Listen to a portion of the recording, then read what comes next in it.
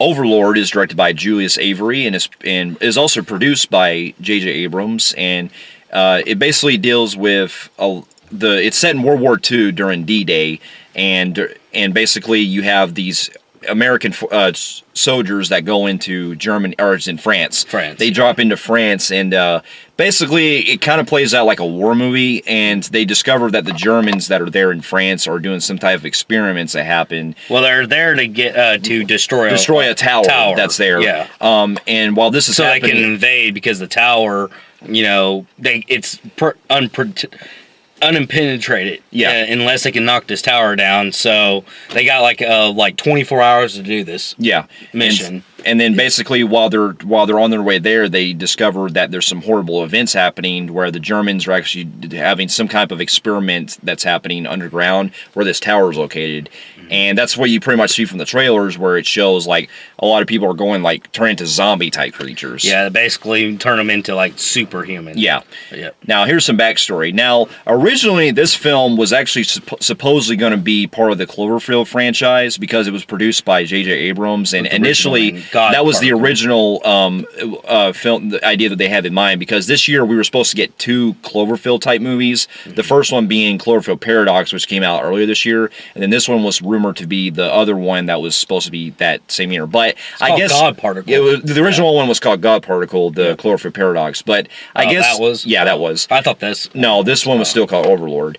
Basically, I think what happened was after Cloverfield Paradox didn't do too well like they had hoped, it seems like they decided, J.J. Abrams decided to go in and say, okay, you know what, we're just going to turn Overlord into just its own movie and not have any part of the Cloverfield franchise. Yeah. So that idea I actually thought would have been, interesting if they still could have connected it there. But I get why they went with this, because from the trailers, I got really fucking hyped for it. The way they were going with it's like taking Saving Private Ryan mixed with like Wolfenstein or Call of Duty Zombies. I've been always wanted to see a World War II Nazi doing experiments, making creatures like zombies, vampires, and werewolves and stuff. I thought that's a pretty cool thing. Even something like off of Planet Terror. Yeah, that's what got me the vibe too. And then the mad scientist, you have Herman West from the Reanimators. I was hoping to see like more of that guy.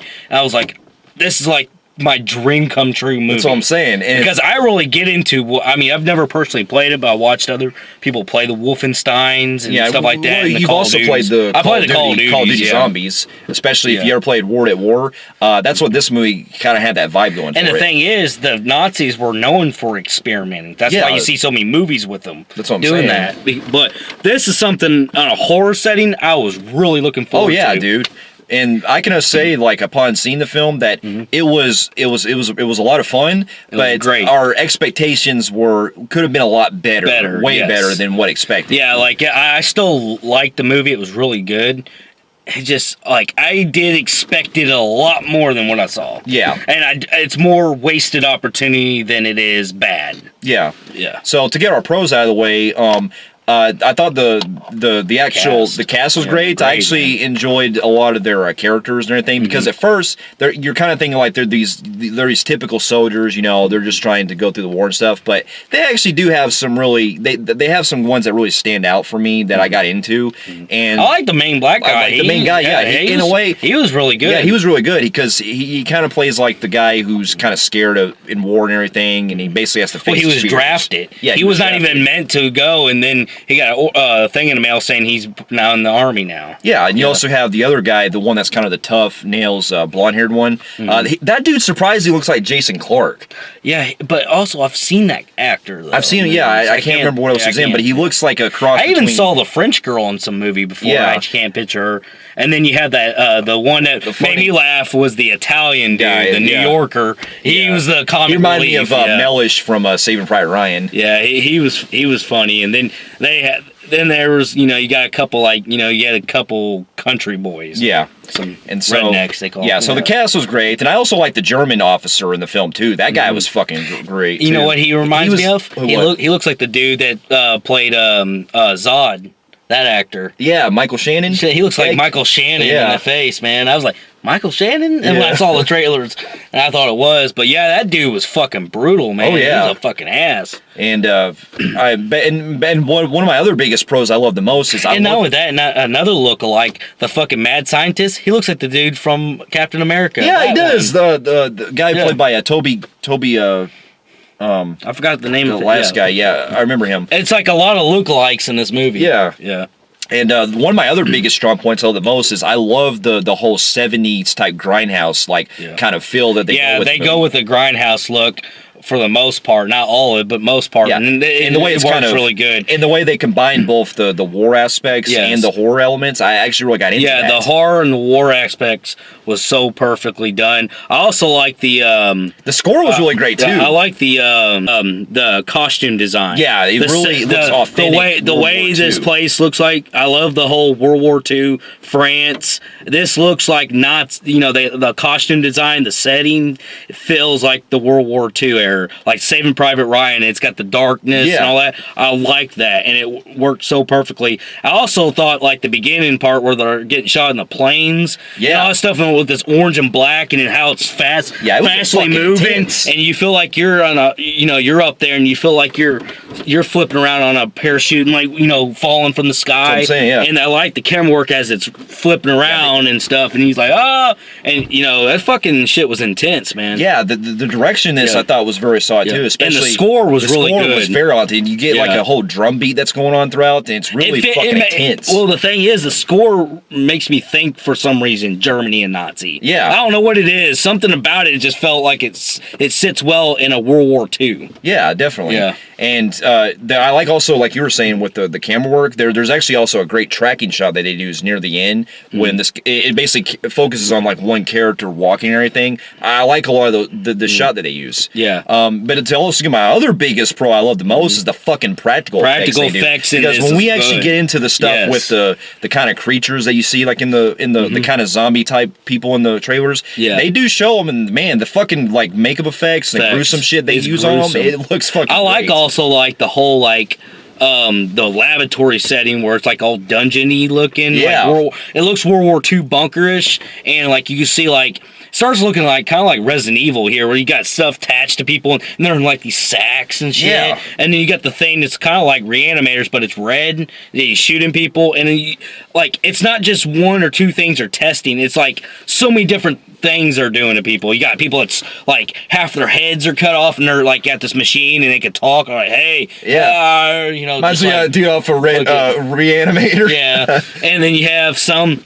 That can, like, they're in this, like, little, you can peek through this hole in this metal thing, and they feed them people. Yeah. And these things, you can hear them tearing fucking throats out, and spines, and you hear snaps and rips and parts and everything. Extreme detail. I just like how there's so many different things. Like, they got, like, people who's got no arm, they got this thing sticking out, to stab people and shit. I also like how the creatures, when they're running at you, they're like, they're superhuman, too. Yeah, when they punch you, boy, they can fucking break steel. It's almost like they took the creatures from Planet Terror, and they made them like Captain America's kind of super strength they have. Yeah, they're like crossed with that. Yeah, because they're fucking strong in this movie, man. Like especially you guys saw the little TV spot. If you saw the one where they stick that one of their friends. It was released early. Yeah, and then the dude's like, "Oh, I feel good." And he's like, "What the fuck you do to me?" Yeah.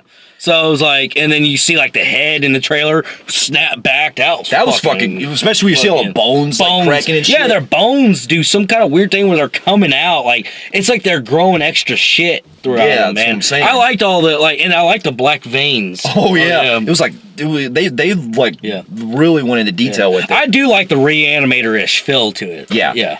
Now, this is kind of where my other big pro I say is the actual it kind of goes with the look itself, you know how the cinematography looks, things like that. Is now this is kind of where we get to our cons. I will say that as much as all the stuff we were getting into, because the movie does have a really fun, kind of a B movie level, kind of like Grindhouse stuff, and also with the war movie aspect at the same time. The kind of con I do have, I will say, is that we didn't get enough with the actual Nazi type zombie type feel. We don't get the like where they could have added so much to the story where like maybe they could have got more creatures and more. You just wanted more, so it's not really like just like a missed opportunity. Yeah. However, I do feel like they also don't use them to their potential later and when they come out because they spend more time tossing people.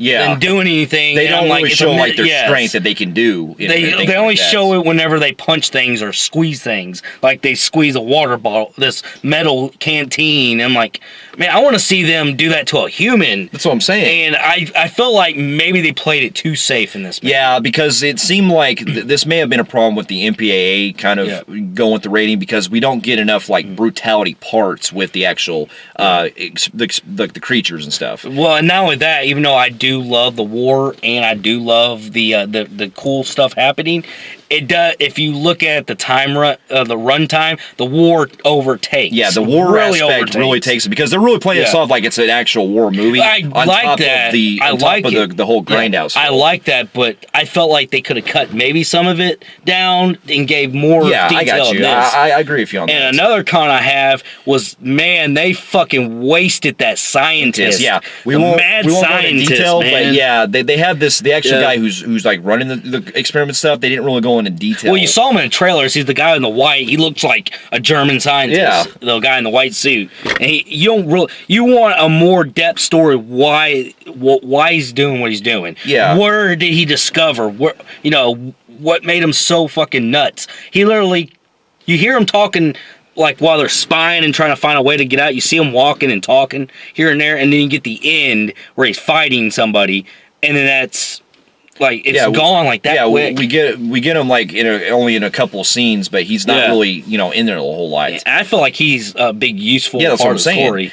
But they did use the main Nazi general, SS general, yeah, and he was a fucking motherfucker too. Oh, especially what happens to him later on. Oh yeah, definitely. But and also that makes me really kind of wonder if this movie is going to make its own franchise because I actually want to see like more of how this all started. Like, well, there's rumors out. I can't really confirm it, but there's something about where you have where because of Cloverfield has really shot itself lately with its movies, and it just doesn't feel like it never really interested me for one. I mean, I love 12 Cloverfield Lane, but you could have got rid of the end part. I still thought that was a great movie of its own. Yeah. I didn't really care for the first Cloverfield. I definitely didn't like Cloverfield Paradox. So basically, I'm feeling like he's pretty much sat that down for right now, and I think he's testing to see where this goes. Yeah, and I'm actually on board with that. I actually rather see this. Want to see like if there's going to be. I rather see this because this is something I've dreamed about. World War II Nazi experiment, zombie stuff like we played in Wolfenstein and all that shit. I want to see a universe on that. I just feel like the sci-fi thing is played out in other genres. That's man. what I'm saying. I'd rather just see something new, man. Yeah, that's what I'm saying. I hope this does good so we can see a universe. Yeah, I would too. Because I actually want to see if they could do it like in Vietnam Wars or other types of settings they could do with this. Yeah. So with that, overall, I still highly enjoyed the film, but I get what you're saying. It could have been a lot more. They undertoned a lot of stuff, and I think because they were wanting a major box office competition is why they had to cut down a lot of what they could have done. Had this movie maybe been like more of a independent, especially independent, I feel like they would have tested some. Definitely. More, yeah. But with that being said, I'm going to give the movie a high compelling grade on the Film Phreeks meter. Yeah, I'm going to be a little bit different him because I was a little disappointed on my expectations were so high and I didn't get fully what I wanted, but it was so good. I'm going to go with a low compelling grade in Film Phreeks meter. Fair enough. And for those of you who have also seen Overlord, let us know in the comments below of what you thought about it. And if you like what you see here, you can feel free to like and subscribe to our channel and check out some of our other reviews here and on our website at filmphreeks.com. And we'll be seeing you in the next review. We'll see you later. Later.